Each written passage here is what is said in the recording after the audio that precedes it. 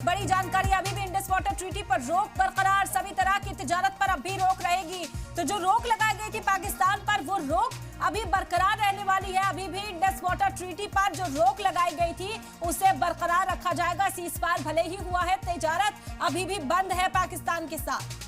तो ये बड़ी खबर आपको बता रहे हैं, यानी कि हमने सीज फायर किया है, लेकिन जो हमने रोक लगाई थी, जो बैन किया था, उन मामलों पर अभी भी हम अड़े हुए हैं, अपने फैसले के ऊपर टिके हुए हैं। और जिस तरीके से इंडस वाटर ट्रीटी को लेकर बिलावल भुट्टो का बयान सामने आया था, बिलावल भुट्टो फिलहाल कहीं नजर नहीं आ रहे हैं, लेकिन आपको बता दें कि हमारे जो फैसले हैं अभी भी जस के तस बने हुए हैं।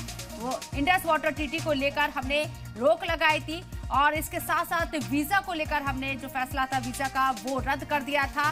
जो लोग पाकिस्तान के यहाँ मौजूद थे, वीजा पर थे, उनको उनके मुल्क वापस भेजा गया था। डिप्लोमेटिक तरीके से पूरा एक्शन लिया गया और इस पर हम लगातार बने हुए हैं। अभी भी हम इस फैसले के साथ हैं।